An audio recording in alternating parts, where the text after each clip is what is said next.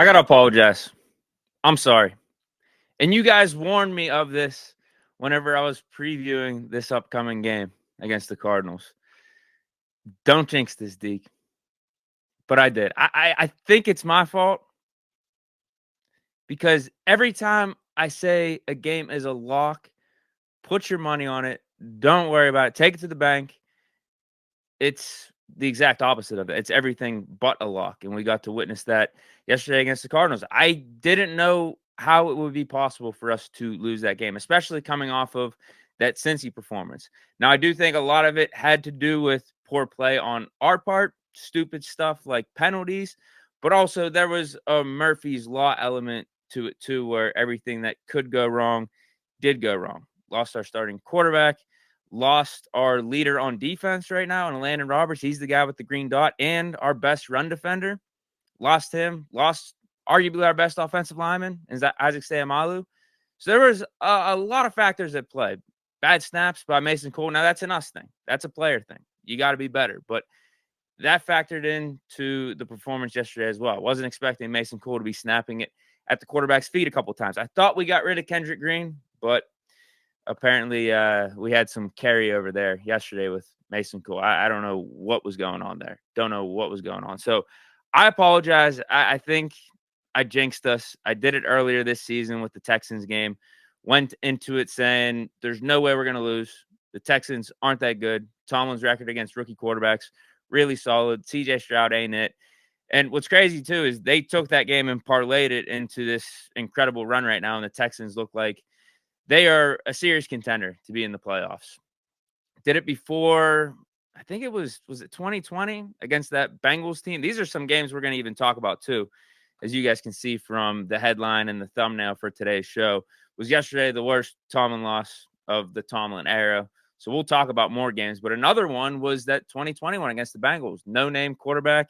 Said we were going to win 30-0, take it to the bank, and we somehow ended up losing that one as well. It's become too much of a theme. I think we all can agree recently, over the last 2-3 years, some of these really bad losses, whether it's to bad teams where we play down to the competition or they're really bad blowout losses where we're already out of the game before halftime. So yeah, vibes are down in the city. I talked about this yesterday a little bit. People are depressed. I was actually at the game. Everyone was walking around the stadium afterwards, just stumbling around, moping around. People really weren't talking. The energy was so low, and it's completely understandable with how the game played out. It was just a disgusting performance, disappointing performance. The silver lining is, though, I did watch it again today, and as I mentioned, a lot of things that could go wrong did go wrong, but we were also our own worst enemy. The penalties, just the stupid plays on our part. If we just don't turn the ball over, we don't have some of those bad snaps, we get the conversion on 4th and 1 in the end zone, it may have played out a little bit differently. Not as bad as what it ended up being. And we'll talk about that more because we're going to talk about yesterday's game. Also, we're going to have a little conversation about Kenny Pickett to start this one out. But before we do that, let me see what you guys are saying. I know it's going to be a lot of anti-Mike Tomlin stuff because before I even started this stream, I saw some of your comments. Gramos 013. This is, again, before we started this at 12:30. He was in here a couple minutes before and said he needs to be fired. T. Chronic 1964. He says, have mercy, Tomlin, and just step down. Tanja Chapman 17 says he needs to step down after this year. Listen, guys, here's the thing. We still got 5 games left. We're 7-5. We're the 5 seed in the wild card. Let's at least let the rest of the season play out. If you want to be mad about yesterday's loss, I'm with you. I'm 100% with you. It's inexcusable in a way, but also there are excuses to be made, but no one wants to hear them. I don't even want to talk about them that much. I already mentioned the Murphy's Law aspect. I mentioned the injuries. At the same time, it's the 2-10 Cardinals. The 2-10 Cardinals. I actually gave them too much respect yesterday, saying that they were 2-9. They were 2-10 coming into yesterday's game. And I get it. They had Kyler Murray. They have Kyler Murray. He's a good quarterback. but they don't have anyone else, really. They have Kyler Murray and Budda Baker. Who else can you name on their team that you would consider an X factor, or even a guy that you would want on the Steelers? No one. No one. Marquise Brown's a name, but we know he's overrated from his Baltimore days. And they didn't even pass to him. I don't think he had a catch yesterday. It was Trey McBride that carved us up. Like, man. Adrian G 36 says, who are you going to replace him with? That's always my question. I get we could be disappointed. I get some of this stuff pops up way too often where we look unprepared, lackadaisical out there, or we just have like really, really bad losses. I get it pops up a little bit too often, but we do have a lot of good stuff that we could say from Mike Tomlin and his coaching that, has taken place over the last decade and a half, last 15 years. There's still a lot of good stuff with Mike Tomlin. Dead Ringer 21, James Conner, LOL. Going into the game, no. But yeah, he did have a revenge game. I think a big part of it had to do with Landon Roberts getting injured, though. James Conner wasn't doing anything in the first half. Him or Kyler Murray. The only thing they had going was that final drive before halftime. Give him credit. But here's another thing I'll say. Some of those catches by Trey McBride, some of those catches on third downs that kept things moving for the Cardinals were just incredible plays. We were in the right position. There was one, Joey Porter Jr. He was right on the receiver, right on him. It was a crazy play. And even how he caught it and just magically fell in bounds, didn't get the toe tap or anything, but his shoulder, his upper body all fell in bounds perfectly, and they were able to keep the drive going. There was the penalty on JPJ in the end zone. That one could be argued one way or another, at least from the replay I saw in the stadium. It didn't look like at times he really got the pull on him, but then his hand was there, so that's why it could have thrown off the refs in their vantage point of it. But they didn't even show the replay whenever I watched today. So I don't know what you guys thought of it. Was it a ticky-tacky pass interference call, or was it legit? In live motion, I thought it was legit, but as they tried to show the replay, again, they were terrible vantage point. Like, you couldn't really get a good angle on it. It looked like his hand was there, but it didn't look like he was actually pulling on the receiver. So I don't know. That was another one, though, that kept the Cardinals' drive going. That was on third down.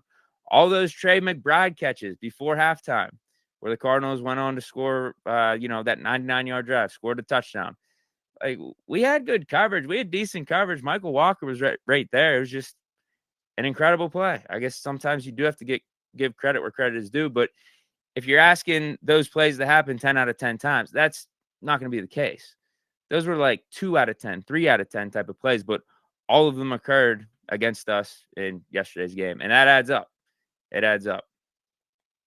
So combine that with our own stupid penalties, our own poor play on the offensive side of the ball and the defensive side of the ball, Boswell missing a field goal. You get what you get yesterday. You get what you get. You give another team, even though they are as bad as the Arizona Cardinals, that many opportunities, you're going to get a loss. And that's what happened. Lord Dre 10 says, this is a Tomlin loss. Yeah, pretty much. That's a great way to summarize it. A Tomlin loss. One that you're not supposed to lose. Okay, thank you for this. Eman Zanaris says, the PI was very legit. Okay, never mind then. That's not necessarily like a fluky thing. That's JPJ doing JPJ things, being handsy, being physical, gift and a curse with him out there. But we get way more positive out of JPJ. It's just unfortunate that one happened in the end zone and it gave the Cardinals the ball at the 1-yard line. But yeah, whenever he has been doing it, it's just been middle of the field stuff where, okay, you got a 10, 15-yard penalty. That's it. And it usually happens one time a game. This one time happened at the worst time. Nick Guetta says, Mitch fumble right after half was a killer. That's not on Mitch, man. That was Mason Cole. That was a terrible snap. Terrible snap. Like I said, he looked like Kendrick Green out there. So bad. Skills Barber, players have to be held accountable, not Tomlin, and then all the delays. Yeah, those delays were bad. And it was so weird, too, because you would see the rain happening and you would see the lightning, and then they would call it and do the delay thing, And then literally like 10, 15 minutes afterwards, it would start getting sunny and you'd be like, this weather's perfect for football. Can we just start playing? But everything was delayed. Not only do you have the delays for the actual game, but they delayed getting back to the game longer than what I thought it should have taken. And then the players had to get back on the fields for warm-ups, and that took like another 10 minutes. It was probably an overall an hour and a half or 2 hours of total delays.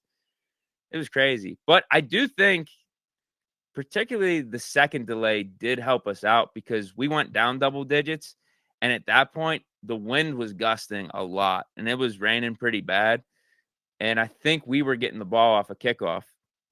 So if we were out there with Mitch, obviously trying to get ourselves back in the game by throwing it, I think that would have been a disservice. That definitely would have been some bad luck against us. But fortunately for the delay, it went on. We went out there, clear skies. It was sunny, but we couldn't take advantage of it anyway. So maybe it would have been better for us to be thrown out there in the rain and the gust, because the rain and the gust could have helped get one of Mitch's balls perfectly to one of our receivers for a touchdown or something. I don't know. I'm just spewing random stuff right now. It was just a bad game. This is the type of stuff you got to rely on, and the thinking that you got to rely on when your team puts out a performance like that. Dead Ringer 21. No, I'm saying Kobe Stu. Sorry. He says to Dead Ringer 21, I was praying for cancellation. I don't think that's ever happened due to weather. I truly don't. If they would have had to delay it another day, I think they just would have played it again. You know what I mean? They just would have picked up where they left off, whether it would be at Acrisure or at a different stadium. And yeah, I don't think the NFL really does cancellations for weather. But all right, let's have a Kenny Pickett conversation before we talk about Mike Tomlin. Because what I'm seeing a lot of today is Kenny Pickett sucks. Move on. He's terrible. He's not the guy. Obviously, we know he got hurt right before halftime. Led a really nice drive. Really nice drive. We were supposed to get 7 out of that. It was 4th and 1. Kenny goes out. We have to put Mitch in. Don't know why. No clue why we just didn't do a quarterback sneak. I know Mitch is going into the game cold, but I could live with us not getting a 4th and 1 at the goal line by doing a quarterback sneak instead of us doing the shotgun handoff to Najee like we did. Still think, though, that inside zone run to Najee should have converted. Still think we got to do a better job as an offensive line getting some push there. But I have no clue why we didn't do the quarterback sneak. No clue. Anyway, yeah, Kenny goes down. As you guys are saying in the chat, had a stat line of 7 for 10 and 70 yards. Had a really nice first drive. Had that nice drive before half. The stuff in between, if you want to call those offensive misfortunes on Kenny, I don't know what to tell you, man. One of them was Mason Cole. It was on a 3rd and short, snapping it right at the feet of Kenny. That stalled out a drive. We had another one that ended on a Deontay screen. It was 3rd and short. We throw a Deontay screen. Just a bad play. That's designed for us to pass to Deontay, get some good blocking, pick up at least 4 or 5 yards, get the first down, keep the chains moving. Is that on Kenny? Does that mean Kenny sucks? Maybe you could talk about the 4th drive. I think we went 3 and out. But of the 5 drives, we had 2 really nice ones where Kenny was throwing some nice passes, running the ball good, had nice balance. And then another one where Mason Cole snaps at his feet. Another one where we do a screen, which didn't work. And then we had the one that I just mentioned. I think it was 3, and I can't even remember. It wasn't a memorable drive. So I guess if you want to point to Kenny on that, fine. But I know the offensive line, whether it was for Mitch or for Kenny, was bad yesterday. Another step back taken for the offensive line. Really a bummer, because I thought they did a good job against the Bengals. But Broderick Jones, man, that was probably his worst performance in his rookie season thus far, because there was a lot of pressure coming his way.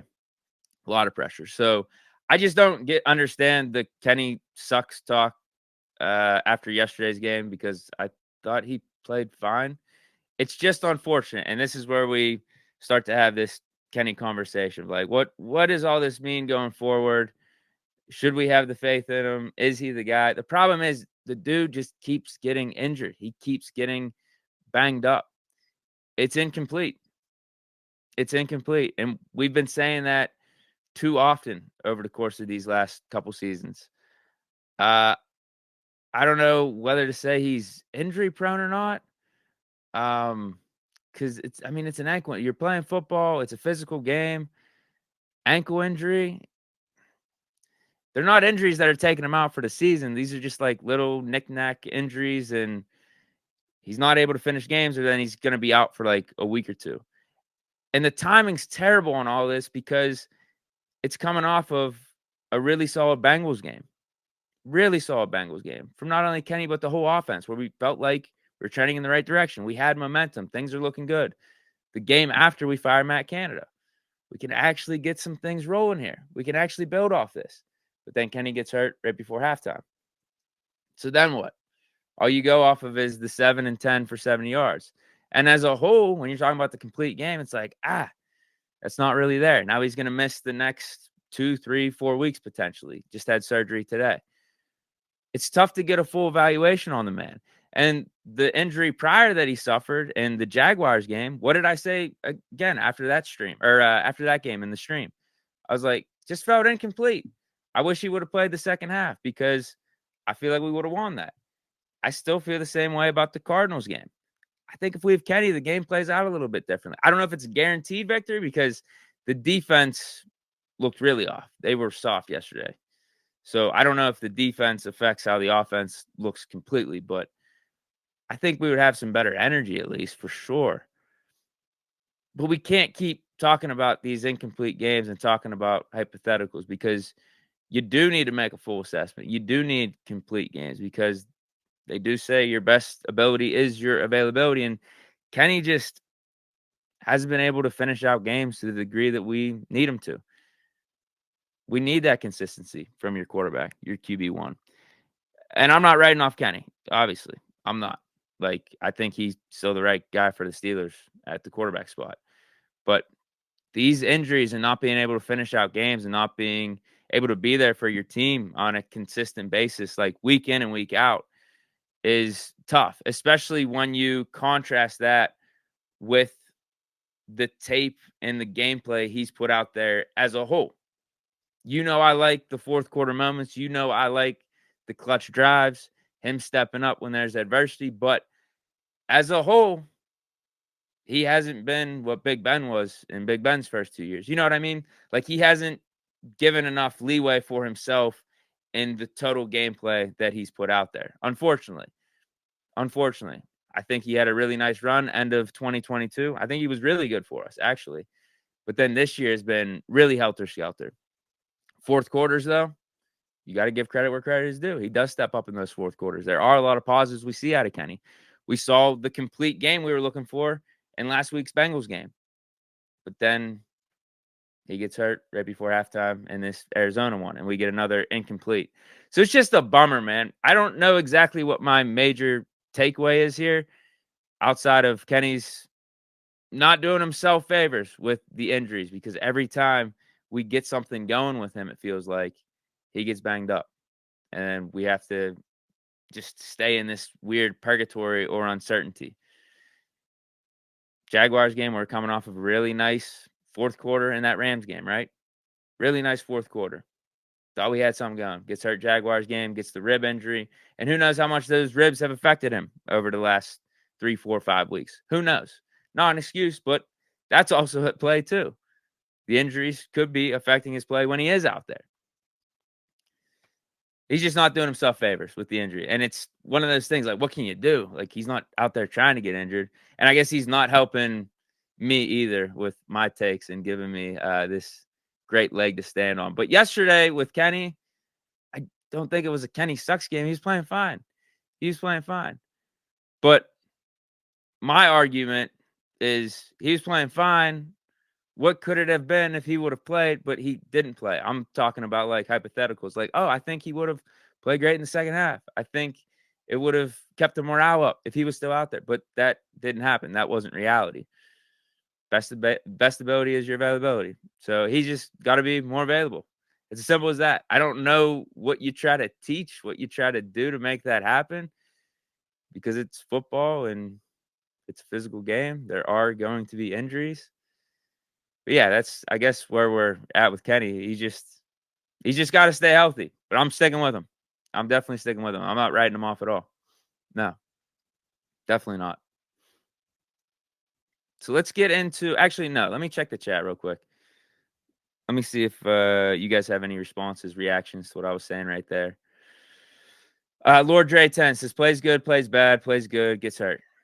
Revolving door. It's the frustrating part right now, at least for this season. It is. It is. And he got those concussions last year, had to sit out a week, didn't finish a couple games. Buccaneers game didn't finish the Ravens game, had to miss the whole Panthers game. And then this year you're seeing a similar trend.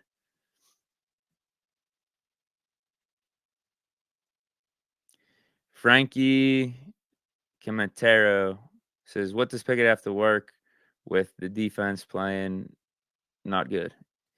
Yeah, defense didn't have its best effort yesterday. But at the same time, they looked all right in the first half. I think missing the Landon Roberts had something to do with it. But it's the effort thing. You can't be out there looking like you don't want to be there. And the Cardinals are that much more physical than you, or are showing that much more effort. That's what it felt like in the second half. They just wanted it more. They wanted to be out there more. And you can't have that no matter what players you have out there. If it's the backups, whoever it is, first stringers, show effort at least. It just looked lackluster. Really lackluster in the second half.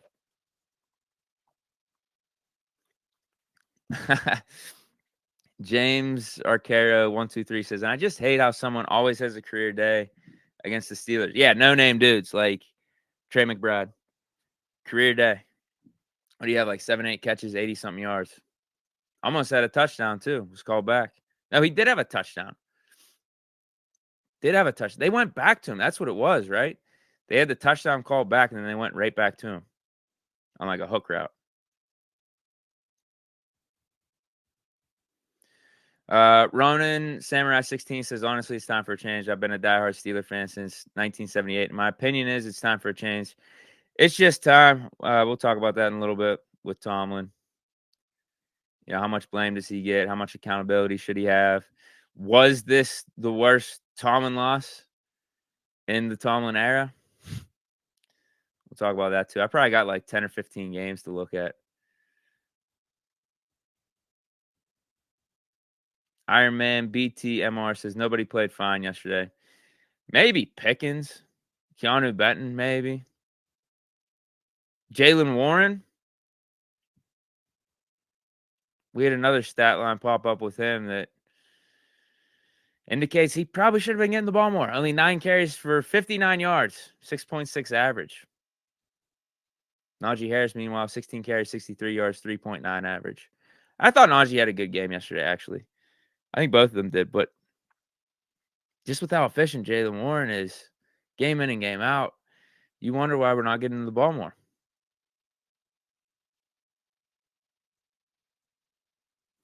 Dre Burns, I just knew for sure we were going to be 9-4 after Thursday.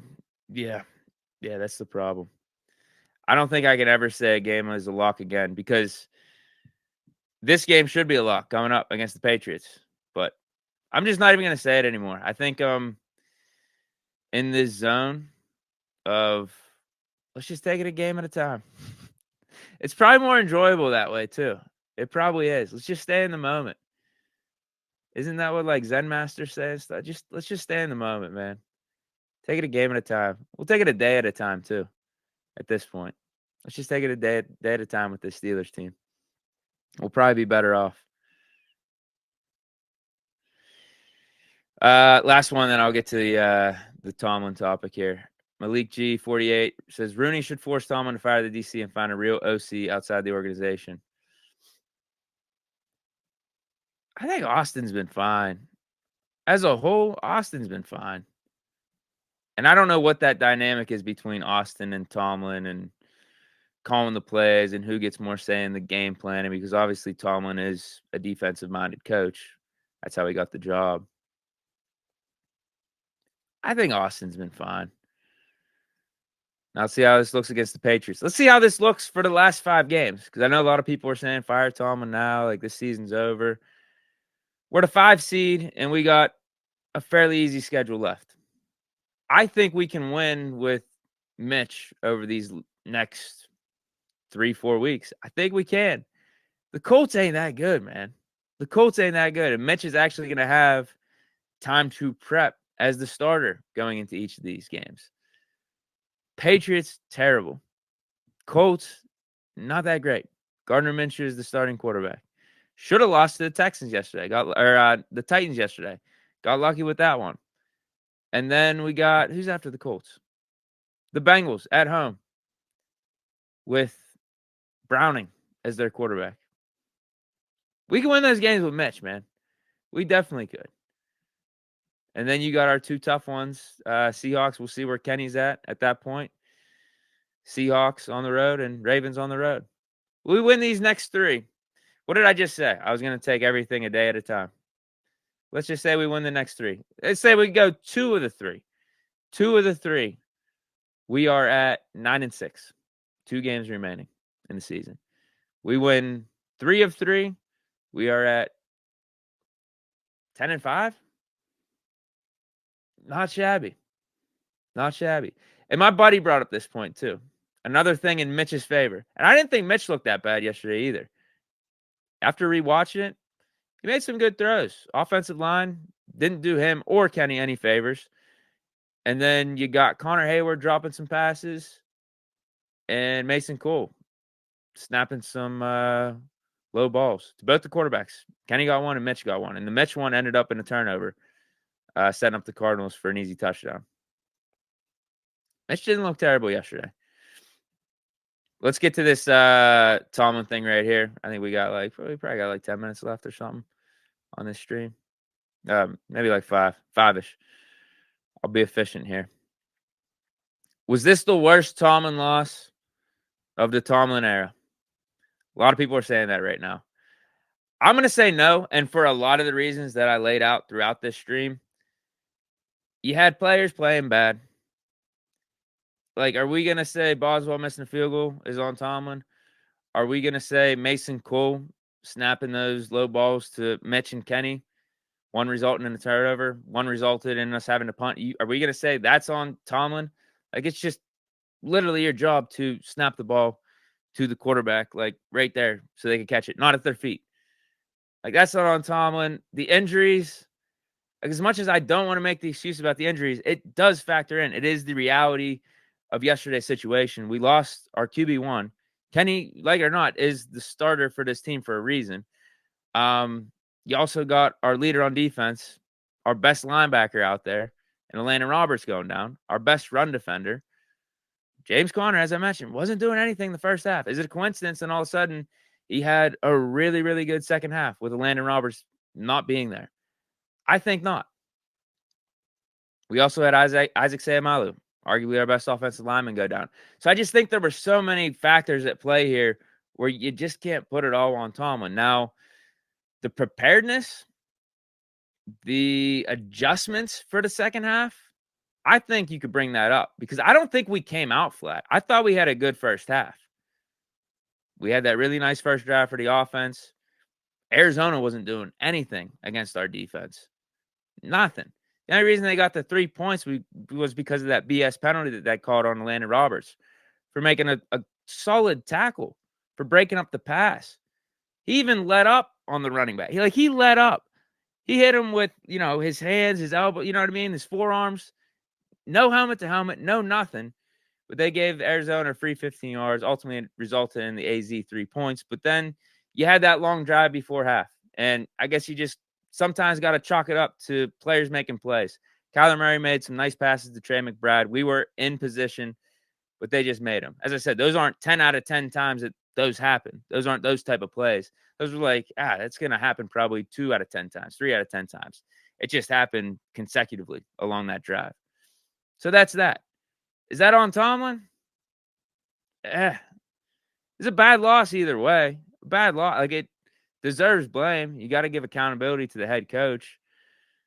But we got decimated. with injuries, Murphy's Law effect, we couldn't get those fumbles that Arizona was trying to give to us. I just think there's a lot of other bad games where we had our starters on offense and on defense. Like 2015 against Baltimore Ravens, Ryan Mallett. They had Ryan Mallett starting, and we lost to him. I don't remember us having that many injuries. I remember Big Ben playing. I remember starters playing for us. 2014, this is coming off of the back-to-back Big Ben 6 touchdown games. We lost to the 1-8 Jets with a washed Michael Vick at quarterback. That's bad.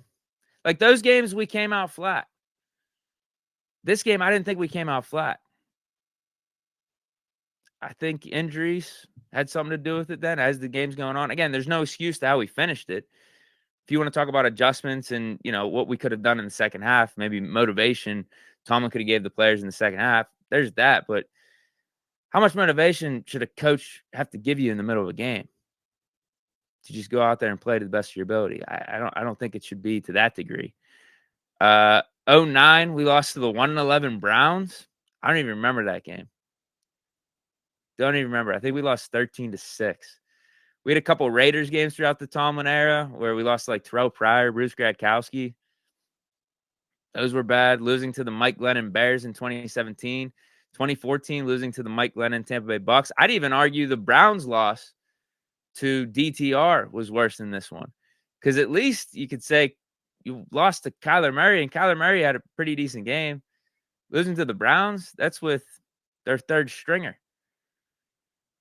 2022, these are a bunch of the recent ones. 2022, we lost to the Jets with Zach Wilson. 2022, blowout loss to the Bills. 2022, blowout loss to the Eagles. 2021, blowout Cincy loss. I think that was on the road. Didn't we lose like 40-10 or something? That was egregious. This year, 49ers, home opener. This year, Texans on the road, week 5. I think it was week 4. 2021, the Lions tie with Mason Rudolph. 2020, Cincinnati on Monday Night Football with a no-name quarterback. Was it Lindley or Finley we lost to? So I'd probably take that 2020 Cincy loss on Monday Night Football or the 2014 Jets loss with Wash Vick or 2015 Ravens with Ryan Mallett. I'd probably take those ones just because I don't think we were as decimated as a team in those games.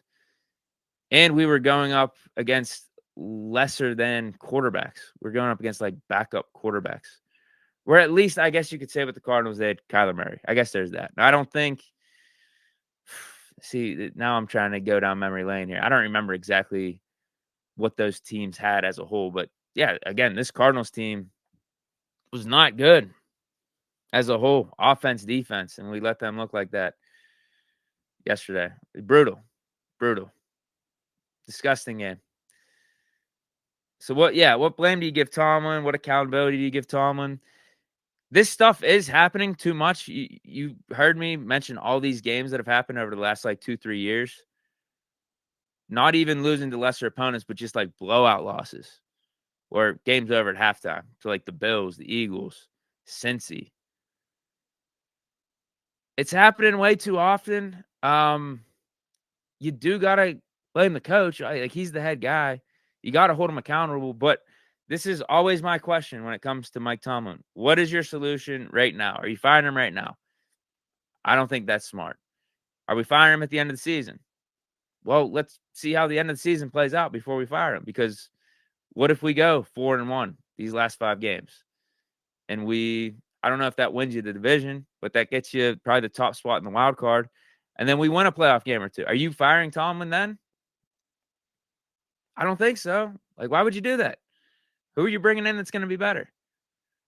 Now, yeah, obviously we would have to address the offensive coordinator situation, depending on how the offense looks.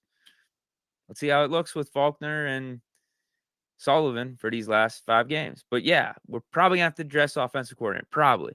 Whether it's we hire one of those 2 in-house or we look outside. But in terms of getting rid of Tomlin, let's see how the season plays out. Bad loss, yes, but I don't know just based off this loss. Now, if you want to talk about all the losses, the bad losses that have happened recently, yeah, for sure. But we're still, as we sit here today on December 4th, 7-5 and the 5th seed in the wild card for the AFC. Like, I got to see the Chiefs yesterday on Sunday Night Football. Not look that good. Lose to the Packers. A team that we beat. And I think how many points did the Chiefs have?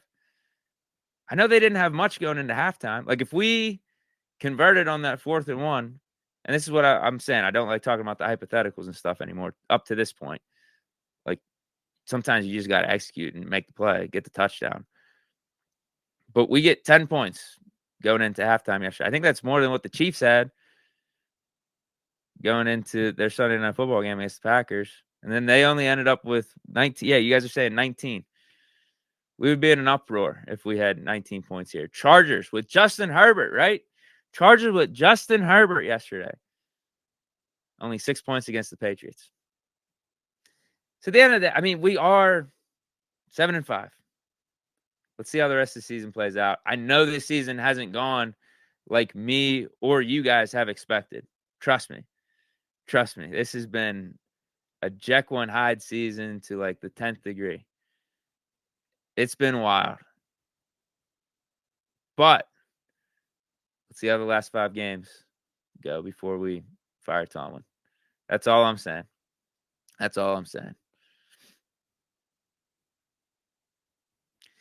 But all right. What is this? N. Gomez 0512. Have you forgot about the Jay Cutler losses? We did lose to Jay Cutler a couple times. We have. Yeah, I do remember those games. One was on the road. It was like rainy up in Chicago. And one was at home. And that was like, I think, was that the first year of the Killer Bee era? Where like Big Ben and AB really started to go off together? Was it 2014?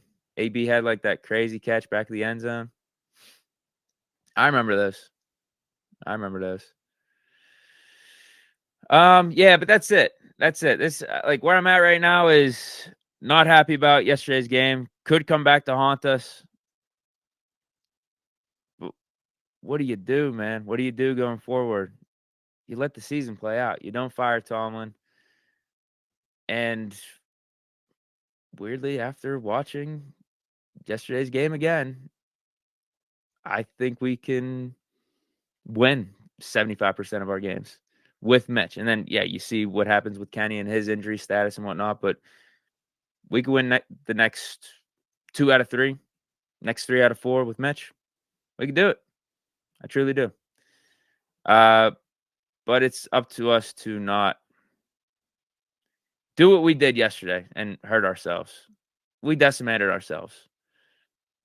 We really did. And then it got to a point where we were just out of it. And then we didn't give the best of effort. And we just looked bad in the second half. Like, we just put out embarrassing tape, embarrassing performance out there in the second half. Like, that's what it came down to. But first, it was on us, just screwing ourselves over. End of the day, I actually have some faith and positivity going forward. I do. But all right, I'm out of here. I went a little over. I hope you guys enjoyed. I will be back. I think I'll be back Thursday night post game, and then we'll do like a Friday morning reaction to the Steelers Patriots game. So stay chilling. I'll see you guys soon, and peace out.